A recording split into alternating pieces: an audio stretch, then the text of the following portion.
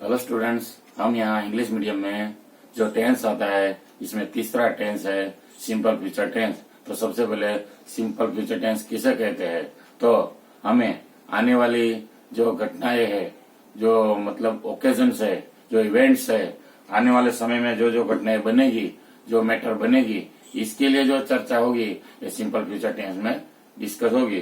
कैसे? जैसे कि हम बोलते हैं कि शाम को हम बाजार जाएंगे, आने वाले रविवार को हम सब क्रिकेट खेलेंगे।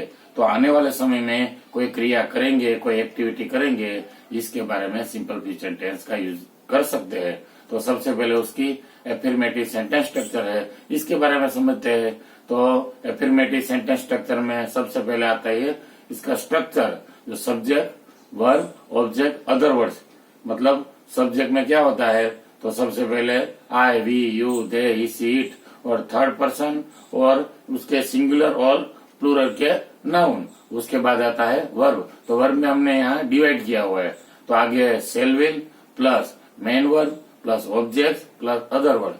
तो सेल विल के बाद मेन वर्ब आता है। तो सेल विल में भी डिपार्ट किया हुआ है क्या, तो आई और वी के साथ हमें सेल ही यूज करना है। और आगे जो विल है वो I, we, you, they, he, she, it, third person singular के नाउन और प्लूरल के नाउन, इसके साथ सबसे आगे से ही हमें विल ही यूज करना है। तो इन शॉर्ट हम बोले तो विल सेल के बारे में समझे तो सेल आई, वी के साथ यूज करना है और will I, we, you, they, he, she, it और कोई जो नाउन आता है उसके साथ विल यूज करना है ऐसे। तो उसके बाद आता है मेन वर्ब, गो, प्ले, रन, ईट, ड्रिंक, सिंग, इस तरह के कई वर्ब आते हैं जो गुजराती में उसको क्रियापद भी कहते हैं। उसके बाद आता है ऑब्जेक्ट। तो हम ऑब्जेक्ट कैसे पाते हैं, तो कोई भी सेंटेंस हो उसमें if you ask question with what और whom, तो we can get object in sentence. तो उसके बाद आता है अदर वर्ड्स। तो other words simple future tense, जो हम कहते हैं आने वाले समय में जो क्रिया घटनाएं बनती है उसके लिए सिंपल फ्यूचर टेंस को यूज किया जाता है। तो उसके अदर वर्ड भी टाइम लेग कैसे होते हैं, tomorrow, next week, next month, next year, next मार्च।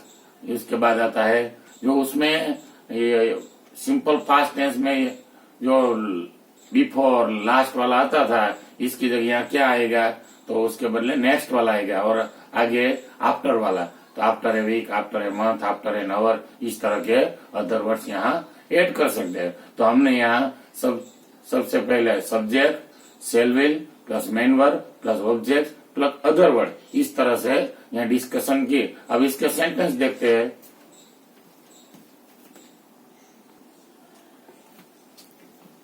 तो अब हम यहाँ इसके एफर्मेटिव स्ट्रक्चर के सिंपल फ्यूचर टेंस के सेंटेंस में सबसे पहले देखते हैं I shall go to the school tomorrow.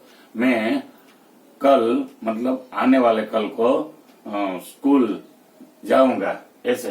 तो I will buy a new scooter from the showroom. तो मैं शोरूम से नया स्कूटर खरीदूंगा।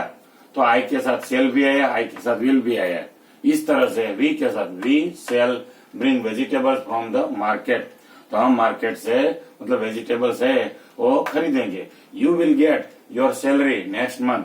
तुम अगले महीने पर तुम्हारी सैलरी पा सकोगे, मतलब आपको मिलेगी। तो यू विल आया। तो यहाँ वी के साथ सेल भी लगा सकते हैं और वी के साथ विल भी लगा सकते हैं। उसके बाद आता है you, they, he, she, it, कोई नाउन आता है तो उसके साथ हम क्या लगा सकते हैं, विल। तो you will get your salary next month. They will celebrate my birthday on 21 October. Sana and Sahil will meet us after a week. तो सना और साहिल हमें मतलब नेक्स्ट वीक को मिलेंगे। He will discuss about the project, मतलब वो प्रोजेक्ट के बारे में डिस्कस करेगा। A cow will come at our home in the evening. एक जो गाय है वो शाम को हमारे यहाँ आएगी ऐसे। तो विल सेल के साथ हमें मेन वर्ब यूज किया। तो इसमें अंडरलाइन दिखाई गई है। इसके बाद आता है उसका time lag other word tomorrow, next month, after a week इस टाइप के, और ऑन 21 अक्टूबर। तो ये टाइम लाइक अदर वर्ड्स है, तो इसके लिए भी हमने अंडरलाइन दिखाई है। तो इसके बाद इसका नेगेटिव स्ट्रक्चर देखते हैं।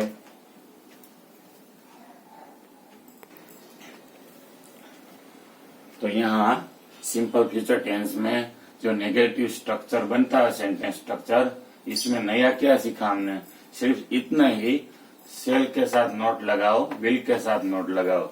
अगर सेल के साथ नोट लगाएंगे तो उसको इन शॉर्ट शांट बोलेंगे, SHANT, और विल के साथ नोट लगाएंगे तो उसको वॉन्ट बोलेंगे, WONT।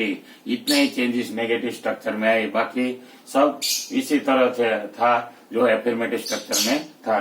देख सकते हैं आप सब कि आई और वी के साथ सेल, यू वी दे, इस सीट और नाम आता है तो उसके साथ विल, तो सबके साथ विल भी लगा सकते हैं और आई वी के साथ सेल विल दोनों लगा सकते हैं। लेकिन इन शॉर्ट नेगेटिव में सेल नोट को शांट बोलते हैं और विल नोट को वांट बोलते हैं। बाकी object, main word, object, other word, इस तरह से सिचुएशन हम समझ सकते हैं। अब इसमें सेंटेंस देखते हैं।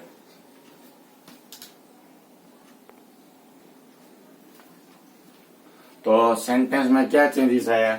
जो सेल गो था, मतलब सेल नॉट गो, इसी तरह विल बाय था तो will not buy, shall not bring, will not get, will not celebrate, इसी तरह will not meet, will not discuss और विल नॉट कम।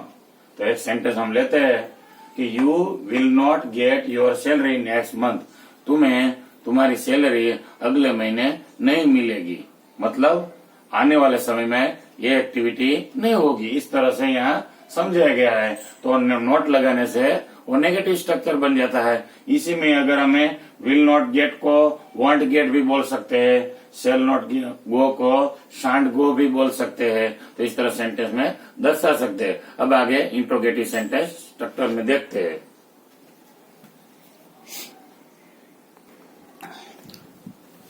तो अब हम यहाँ सिंपल फ्यूचर टेंस में इंट्रोगेटिव सेंटेंस स्ट्रक्चर में देखते हैं। तो सबसे पहले जो सब्जेक्ट था, बाद में सेल विल था, वो दोनों चेंज हो गए, अपने प्लेस उन्होंने चेंज कर लिए। तो सेल विल आगे, बाद में सब्जेक्ट, बाद में main verb, object, other word, और लास्ट में खास, मतलब इंट्रोगेटिव सेंटेंस स्ट्रक्चर है, इसी वजह से क्वेश्चन मार्क हमें भूलना नहीं है। तो सबसे पहले यहाँ देखते हैं। तो हमारे सब्जेक्ट है आई और वी, उसके साथ सेल लगता है इंट्रोगेटिव में आगे। तो यू, दे, इस सीट, कोई नाम और आई वी, सबके साथ विल तो लगाना ही है। लेकिन यहाँ हम आई वी आता है तो इंट्रोगेटिव स्ट्रक्चर बना तो आई वी का यू हो जाता है, लेकिन यू के साथ तो हम विल लगाते हैं। तो इसका मतलब इसकी कोई गुंजाइश ही नहीं रहती कि हम सेल लगाए। तो मतलब यहाँ इंट्रोगेटिव सेंटेंस स्ट्रक्चर में सब सब्जेक्ट के साथ हमें विल लगाना है और अंत में क्वेश्चन मार्क करना है। तो यहाँ आप सब देख सकते हैं, इस तरह सिंपल फ्यूचर टेंस में इंट्रोगेटिव सेंटेंस स्ट्रक्चर बनता है। तो और इसके आगे अगर हम आगे डब्ल्यूएस क्वेश्चन का वर्ड लगा दे तो मतलब डब्ल्यूएस क्वेश्चन हो जाएगा। अब इसमें हम सेंटेंस देखते हैं।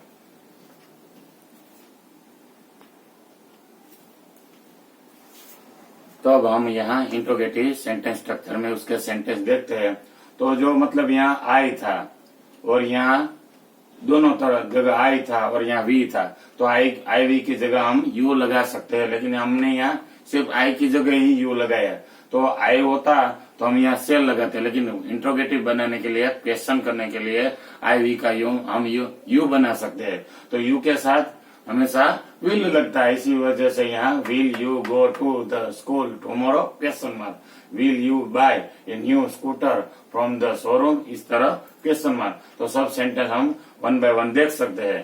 तो यहाँ हम देखते हैं तो वी का वी रखा तो वी रख सकते हैं, लेकिन आई वी में आई का हम यू, वी का हम यू कर सकते हैं और यू के साथ हमेशा विल लगता है। तो यहाँ सबके साथ हमने विल लगाया हुआ है। यहाँ कोई भी हम सेंटेंस की डिस्कस करते हैं तो डेफिनेटली होता है, इसी वजह से हम डेफिनेट वर्ड विल लगाते हो और लास्ट में उसका क्वेश्चन मार्क का साइन लगाना है। तो इस तरह से इंट्रोगेटिव सेंटेंस स्ट्रक्चर बने।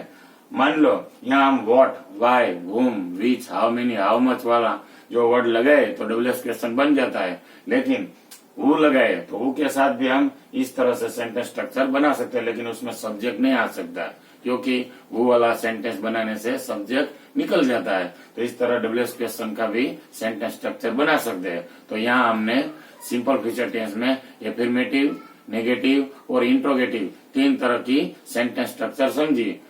आशा रखता हूँ तुम सबको समझ में आया होगा। ओवर करते हैं।